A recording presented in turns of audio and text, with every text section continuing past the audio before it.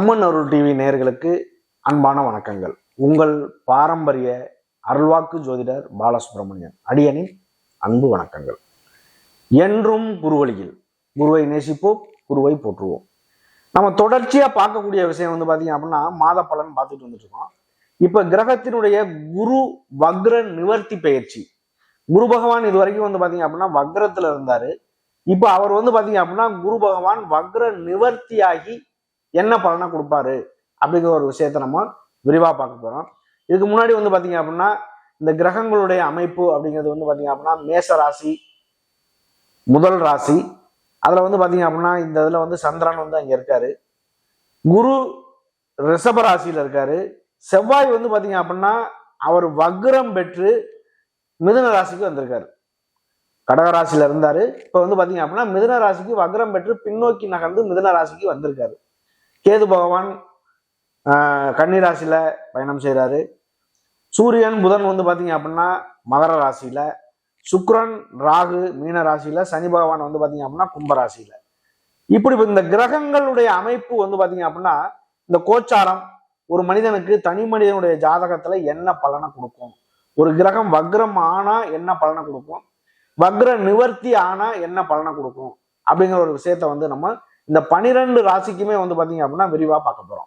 அன்பார்ந்த துலாம் ராசி அன்பர்களே, துலாம் ராசி அப்படின்னாலே வந்து பாத்தீங்க அப்படின்னா உங்களுடைய ராசிநாதன் சுக்கிர பகவான். இந்த சுக்கிரன் அப்படின்னாலே வந்து பாத்தீங்க அப்படின்னா ஒருவருடைய ஜாதகத்துல தனி மனிதனுடைய ஜாதகத்துல சுக்கிரன் வந்து எந்த நிலையில இருக்காரோ அதை பொறுத்து அவருடைய வாழ்க்கை வந்து சுகபோகமா அமையும். அவங்க நல்ல நிலைமையில இருக்கிறதும் கெட்ட நிலைமையில இருக்கிறதும் அப்படிங்கிறது வந்து பாத்தீங்க அப்படின்னா ரொம்ப சிறப்பான விஷயமா இருந்தாலும் உங்களுடைய பிறப்பு ஜாதகத்தில் ஜனன ஜாதகத்துல வந்து பாத்தீங்க அப்படின்னா உங்களுடைய லக்னம் சிறக்கிறது, லக்ன சிறப்பா இருக்கிறது, லக்னாதிபதி சிறப்பா இருக்கிறது, ராசி நல்லா இருக்கிறது, ராசிநாதன் நல்லா இருக்கிறது, இதுதான் உங்களுடைய வாழ்க்கையை தீர்மானிக்கும். அப்ப இந்த லக்னம் வந்து பாத்தீங்க அப்படின்னா இந்த சுக்கிரன் புதன் குரு வளர்பிறை சந்திரன் இந்த கிரகங்களோடு இணைவு பெறுவதோ, லக்னம் வந்து பாத்தீங்க அப்படின்னா இவங்களோட பார்வைப்படுவதோ, இல்ல இந்த நட்சத்திர அவங்க அந்த சுப கிரகத்தினுடைய நட்சத்திரத்தினுடைய சாரம் பெறுவதோ, உங்களுக்கு இன்னைக்கு நடக்கக்கூடிய ஒரு விஷயத்தை சுட்டி காட்டக்கூடிய ஒரு விஷயம் அப்படின்னா தசாபுத்தி. இந்த தசாபுத்தி இந்த கிரகங்களுடைய எங்கெங்க இருக்குங்கிற அமைப்பு, விதி மதி கதி, இது எல்லாமே ஒரு வகையில சிறப்பா வழி நடத்தும். அப்படிப்பட்ட வழி நடத்தும் போது இந்த துலாம் ராசிக்கு வந்து பாத்தீங்க அப்படின்னா உங்களுடைய பேச்சு வார்த்தை செயல் எல்லாமே துலா கோல் நீதி நியாயம் நேர்மைன்னு செல்லக்கூடிய ஒரு வழி நடத்தக்கூடியவர்கள். பேச்சா இருந்தாலும் பேச்சு வந்து ஒருத்தரை வந்து பேசணும் அப்படின்னா ரொம்ப கரெக்டான பேச்சு. அப்படிப்பட்ட நபர்கள். சனி பகவான் உங்களுக்கு வந்து பாத்தீங்க அப்படின்னா இந்த ராசியில வந்து உச்சம் பெறக்கூடிய ஒரு இடம். நீதி நியாயம் நேர்மை, சனி ஈஸ்வர பட்டம் பெற்றவர் அவர். அப்படிப்பட்ட சனி பகவான் உச்சம் பெறக்கூடிய ஒரு இடம். அப்ப இந்த துலாம் ராசியை பொறுத்தவரை வந்து பாத்தீங்க அப்படின்னா எப்பவுமே ஒரு சுகபோகமான ஒரு வாழ்க்கைக்குள்ள போகணும்னு நினைக்கக்கூடியவர்கள். நிறைய வெளியில போகணும், வண்டி வாகனங்கள் இருக்கணும், கார் வாங்கணும், பங்களா வாங்கணும், சொத்து சுகங்கள் நிறைய இருக்கணும், வாழ்க்கையில ஒரு நம்ம வந்து ஒரு பேர் சொல்ற அளவுக்கு ஒரு வாழ்க்கை இருக்கணும், இப்படியெல்லாம் நினைக்கக்கூடிய ஒரு நபர்கள்.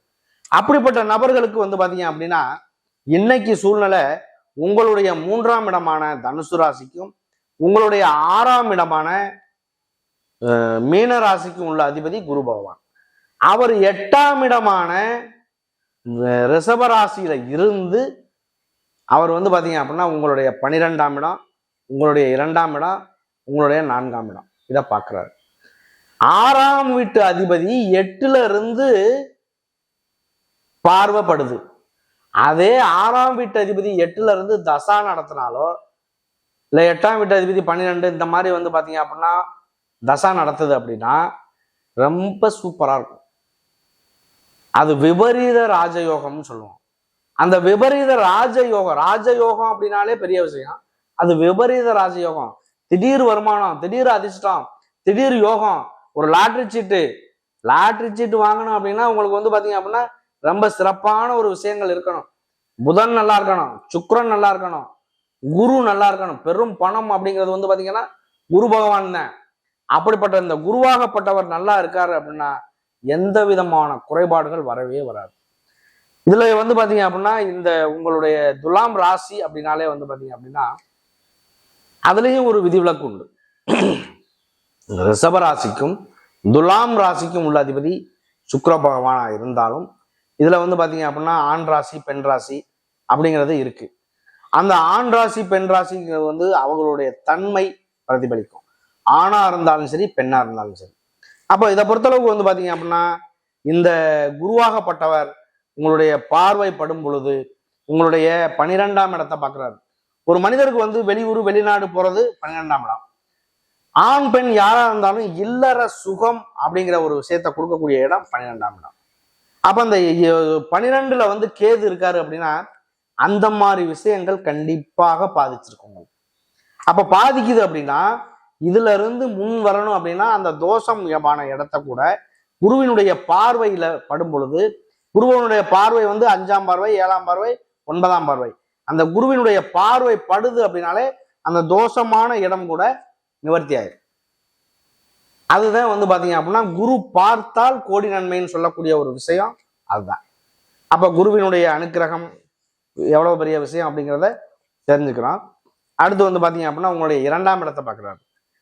ஒரு மனிதருக்கு ஒரு தனி மனிதனுடைய ஜாதகத்துல ஆண் பெண் யாரா இருந்தாலுமே 2ஆம் இடம் என்பது வந்து பாத்தீங்க அப்படின்னா வலு பெறுது அப்படின்னா தனம்னா பணம், வாக்கு, குடும்பம், அடிப்படை கல்வி ஸ்தானம் இது எல்லாமே சிறப்பு.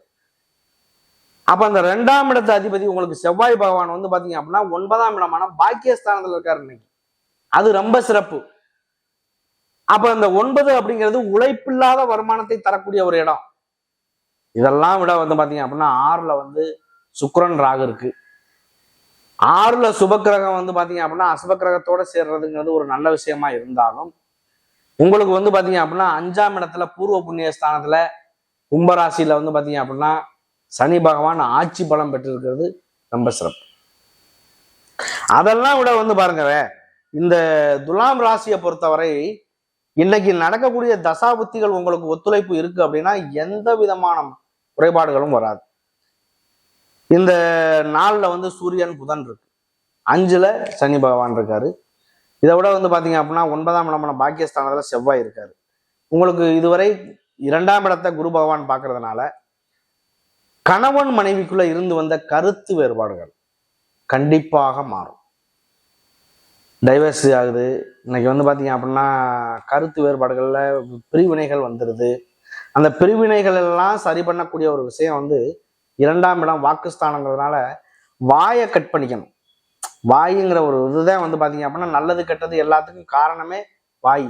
ஒரு மனிதருக்கு ஒரு ஜாதகருக்கோ இல்லை ஒரு மனிதருக்கு தனிப்பட்ட விஷயத்துல ஒரு நோய் ஒண்ணு வருது அப்படின்னா அதனுடைய பிறப்பிடம் வந்து வயிறு தான் அப்படின்னு சொல்றாங்க. நல்ல விஷயத்த உட்கொள்றதும் கெட்ட விஷயத்த சாப்பிட்றதும் எதா இருந்தாலுமே அங்க இருந்துதான் உருவாகுது ஒரு நோய் அப்படின்னு சொல்றாங்க. அப்ப இதை பொறுத்தளவுக்கு வந்து பாத்தீங்க அப்படின்னா இந்த 2ஆம் இடம்ங்கிறது வாக்குஸ்தானம் அப்படிங்கிறதுனால அந்த வாய் மூலியமா இருக்கக்கூடிய 2ஆம் இடத்துக்கு நேரம் சரியில்லை. வாக்குஸ்தானம் வந்து நிதானமா பேசணும். இல்லை அப்படின்னா அதன் மூலியமா நீங்க பேசுற பேச்சினாலேயே பிரச்சனை ஏற்படும், மரியாதை இல்லாம போகும். அப்ப இந்த 2ஆம் இடத்துக்கு குருவினுடைய பார்வைப்படும் பொழுது 2 வாக்குஸ்தானம் நல்லாவே இல்லை அப்படின்னாலும் அந்த குருவினுடைய பார்வைப்படும் பொழுது அந்த வாக்குஸ்தானம் நல்லாதான் மாறிடும். இதுதான் வருது. அப்ப 4ஆம் இடத்தையும் பார்க்கிறாரு. 4 அப்படிங்கிறது வீடு, மனை, வண்டி, வாகனம், தாய், வெளியூர் வெளிநாடு, ஒரு நல்ல ஒழுக்கத்தை தரக்கூடிய ஒரு இடமும் 4ஆம் இடம்னு சொல்லலாம். நல்ல படிப்பு, உயர்கல்வி இதெல்லாமே சொல்லலாம். அப்ப அப்படிப்பட்ட நபர்களுக்கு வந்து பாத்தீங்க அப்படின்னா 4ஆம் இடத்தையும் பார்க்கிறாரு. இந்த 2024ல வாழ்ந்த வாழ்க்கை அப்படிங்கிறதையும் தாண்டி இந்த 2025ல கண்டிப்பாக ஒரு விடிவு காலம் உங்களுக்கு பிறந்தே தீரும். நீண்ட நாள் பயணம் செய்யக்கூடிய கிரகங்கள் எல்லாமே மாறுது. அந்த வாழ்க்கை என்பது சிறப்பாக இருந்தாலும் உங்களுக்கு வந்து பாத்தீங்க அப்படின்னா ஒரு மாற்றத்தை உருவாக்கக்கூடிய ஒரு காலகட்டமாகவே மாறும் இந்த குரு வக்ர நிவர்த்தி பயிற்சி. சித்திரை நட்சத்திரம் வந்து பாத்தீங்க அப்படின்னா 2 பாதங்கள். அதுல பொதுவாகவே சித்திரை நட்சத்திரம் அதாவது மிருகசீரிசம், சித்திரை, அவிட்டம் 3மே செவ்வாய் பகவானுடைய நட்சத்திரம். மூணுமே வந்து பாத்தீங்க அப்படின்னா ஒரு ராசியில 2 பாதம், இன்னொரு ராசியில 2 பாதம். அது உடைந்த நட்சத்திரம்னு சொல்லுவோம். அந்த உடைந்த நட்சத்திரம் சித்திரை நட்சத்திரத்தினுடைய அதிபதி செவ்வாய் பகவான் அப்படிங்கிறதுனால உங்களுக்கு பாக்கியஸ்தானத்துல இருக்கிறதுனால அவர் வக்ரம் பெற்று இருக்கிறதுனால அப்பாவினுடைய உடல்நல குறைபாடுகள், அது இல்லாம வந்து பாத்தீங்க அப்படின்னா பணம் வர வேண்டிய பண வரவு செலவுகள் இதெல்லாம் கொஞ்சம் தம்பிச்சு நின்னாலும் மாற்றங்கள் உருவாகும் கண்டிப்பா. அதுலேயும் வந்து முருகப்பெருமானுடைய வழிபாடு நீங்க செய்யறீங்க அப்படின்னா அது உங்களுக்கு ஒரு சிறப்பு வழியையும் காமிக்கிறதுக்கான வாய்ப்பு உண்டு. அடுத்து சுவாதி நட்சத்திரம். சுவாதி நட்சத்திரம் அப்படிங்கிறது வந்து பாத்தீங்க அப்படின்னா ராகு பகவானுடைய நட்சத்திரம். இந்த 12 ராசிகள்ல ராகு கேதுக்குன்னு சொந்த வீடு எதுவும் கிடையாது. அவங்க வந்து பாத்தீங்க அப்படின்னா எல்லா கிரகமும் முன்னோக்கி நகருது அப்படின்னா இந்த ராகு கேது மட்டும் பின்னோக்கி ஆன்டி கிளாக் வாஸ்ன்னு சொல்லுவோம், அப்படி சுத்தி வருவாங்க. அவங்க வந்து சுபக்கிரகத்தோடு இணைவு பெறுவதோ சுபக்கிரகங்கள் பார்வைப்படுவதோ ஏதோ ஒரு வகையில படுது அப்படின்னா ராகு அப்படின்னாலே பிரம்மாண்டம்னு அர்த்தம். எந்த ஒரு விஷயத்தையும் வந்து பாத்தீங்க அப்படின்னா பிரம்மாண்டமா ஒரு தொழிலே பண்றோம் அப்படின்னா ராகுடைய அம்சம் இருக்கு அப்படின்னா அந்த தொழிலை பிரம்மாண்டமா பண்ணுவாங்க அவங்க. அப்படிப்பட்ட ஒரு நிலையும் உண்டு. அப்படிப்பட்ட இதுகளுக்குமே இந்த குருவினுடைய பார்வை என்பது சிறப்பா இருக்கு. 5வது மாசம் 2025 14/5/2025 மேல குரு பெயர்ச்சியாகி உங்களுடைய ராசியவே 5ஆம் பார்வையா பாக்குறாரு. அப்ப அந்த 2025லயே ஒரு விடிவு காலம் பிறந்துடும் உங்களுக்கு. அது இல்லாம அடுத்து விசாக நட்சத்திரம். விசாகம் என்பது வந்து பாத்தீங்க அப்படின்னா குரு பகவானுடைய நட்சத்திரம்.